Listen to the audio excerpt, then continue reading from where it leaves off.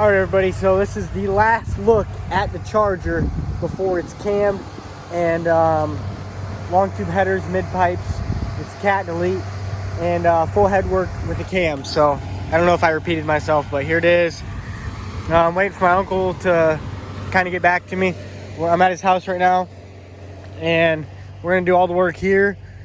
I'm super excited. So we pulled into the garage here, or the shop, and now I actually sold my intake manifold before it was even off. That's how fast I sold it.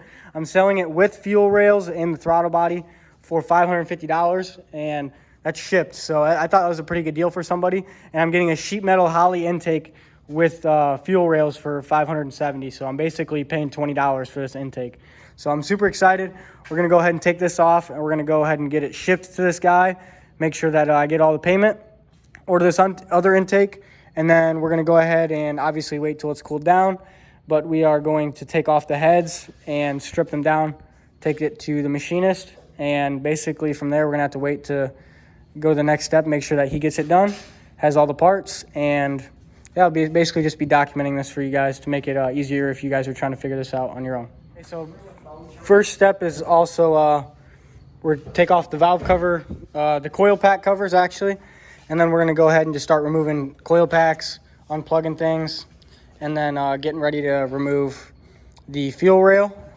So we'll actually have to unplug the fuel rail, or the fuel pump relay, so that we can run all the gas out of the fuel rails, lose all the pressure, and then we can pop off the fuel rail connection right here, and then we'll go ahead and take off the intake itself. Here. And in order to relieve any fuel that's in the system or building pressure in the lines, this is your fuel pump relay. We're gonna pull this. There you go. Fuel pump relay is removed. Set it over here, and then we'll just start the car until it dies. So we didn't get it on camera, but we pop it up. You just push this up until it pops off. We actually had a little bit more fuel in there than you're supposed to have, but hey, it's free now, and we can go ahead and remove the intake manifold. We'll start by removing all these clips from the injectors, and then unbolting all these 8 millimeters. They're 8 mils or 10 mils. I can update before I take it off, or we'll move on from that. So go ahead and start. Okay guys, intake manifold is off. Check it out. There is some serious carbon buildup, as you would expect from a HEMI due to blow by. So there's a clip. There's a dead bug. Hey, it's all part of it, huh? This bad boy's big, huh?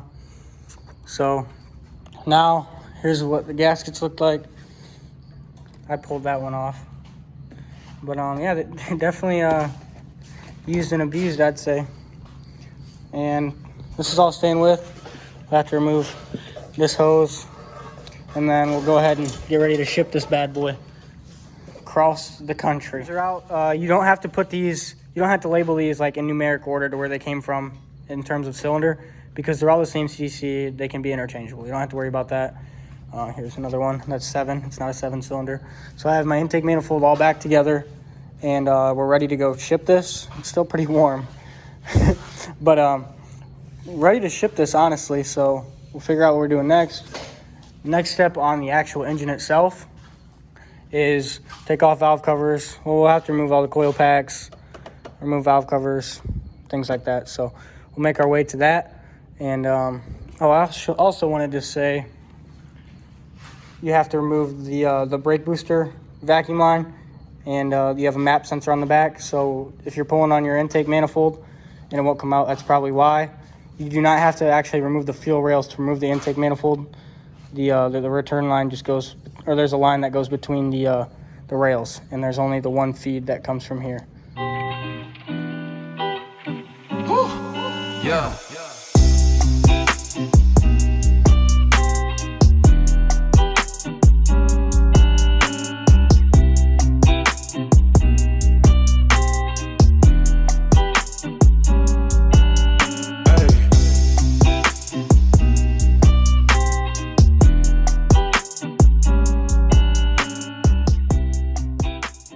Okay guys, so I have alternator removed. There's a plug down there that we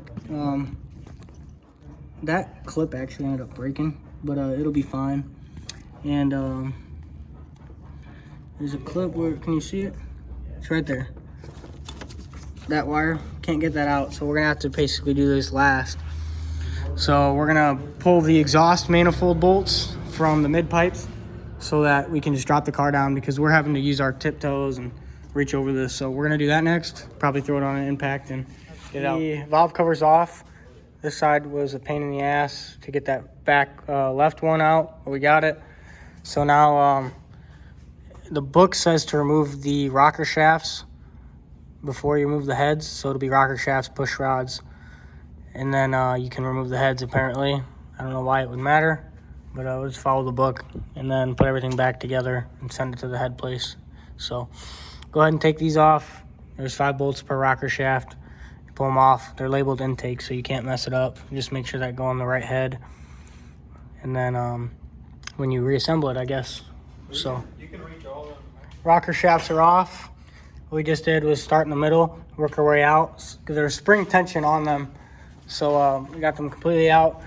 I took a grinding tool, or scribing tool I should say, and marked the front passenger front, and the eye on the rocker arms themselves indicate if it's intake or exhaust, and if it has the eye, it's intake.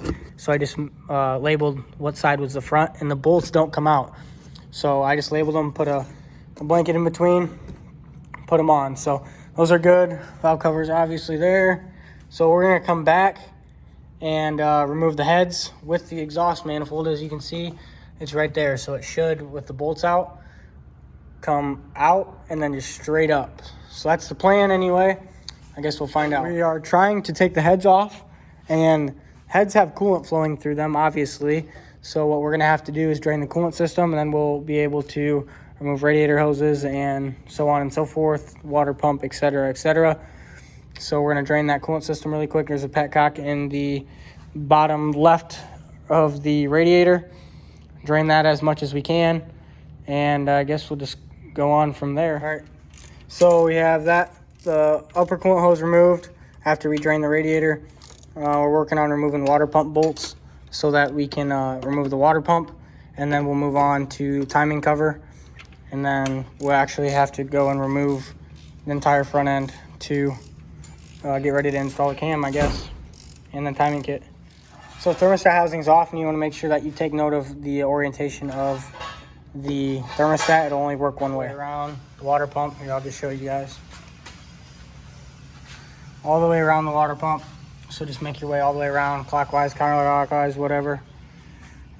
Just note that a lot of water comes out when you do that, and you still have water in your lower radiator hoses. You can see you still have some. So now we're gonna go ahead and we have to remove the radiator, because we have to pull the,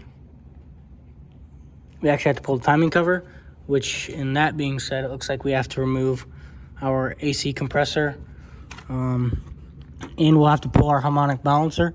So that entails getting in front of our harmonic balancer. So that means all this stuff has to go. Okay, so I was actually going to make a video, like a separate video on how to remove the bumper, but it's, how easy was it, Brandon? Not very. It was not very easy at all. So you are given no other option but to remove these AC lines. So you're gonna have to recharge your system, but that's worth 100 horsepower. What do you think, Brandon? You think that's worth 100 horse? I think it's worth 100 horse. With AC. Yeah, frick the AC. So I mean, we're gonna have to remove that AC compressor anyway. 2 bolts. I think it's 2 or 3 bolts. I'm not sure, but that definitely has to come off because it's bolted to the timing cover. So that'll hang, and then it's 7/8. No, it's 13/16 for the harmonic balancer bolt. So Take that off now. yeah, we're gonna impact that bad boy off. We'll actually get that on camera. We haven't been getting a lot of stuff on camera. What do you think? Should you ugga-dugga it out? It's on tightening, by the way. You should check that. Unlike last time. There you go. Yeah, Go ahead and ugga-dugga it off, Brandon. Do the honors.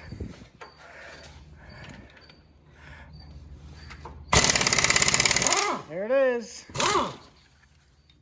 Yeah, that's all right. Okay, guys, so we got the oil pump. We're about to remove it. So Brandon's just cracking them loose.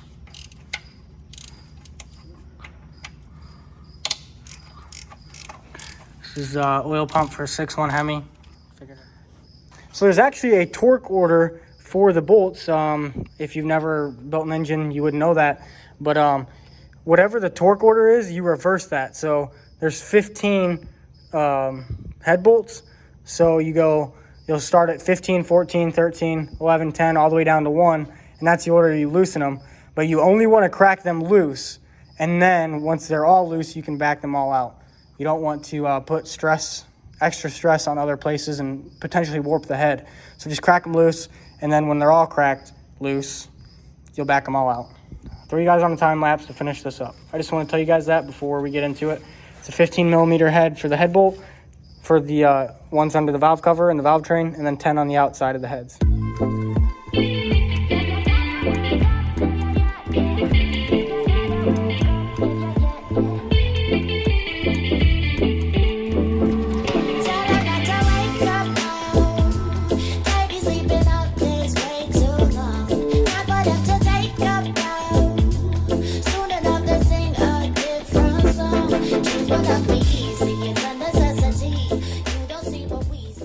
Check it out, guys.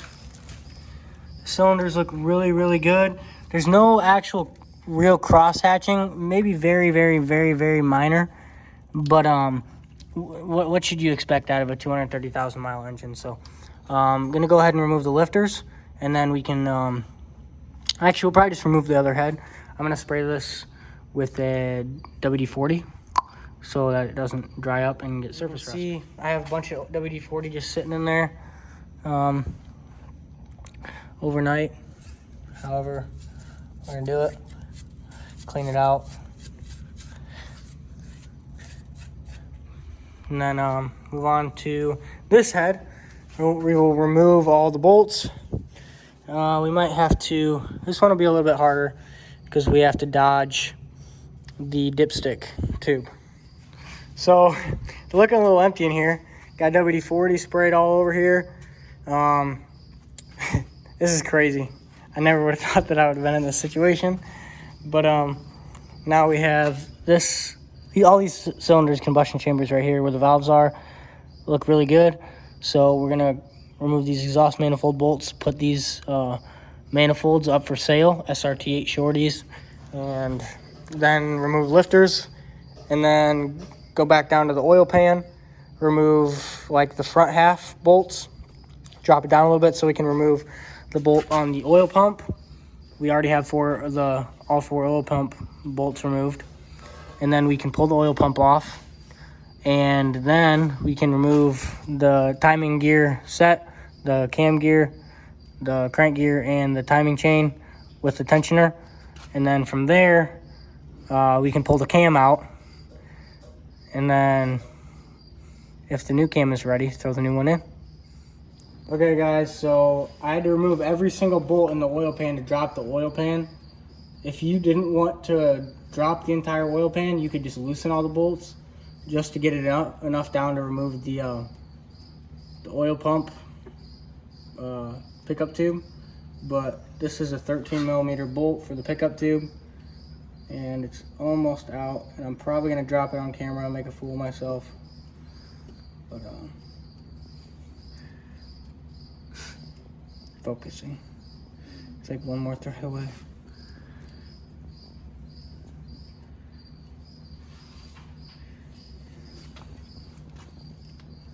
Oh no, I got it.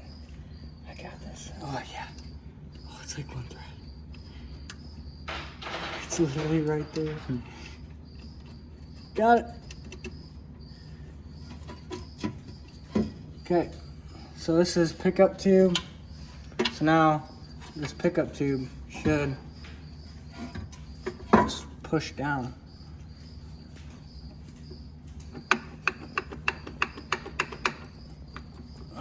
Just kind of got to be finagled. Okay, you can pause it. Okay, so we got it off. We just had to rotate it as we push it down because it's bolted into, it's bolted to the main. Right there on the first main, it's got like a collar. You might be able to see it actually if you look down in there.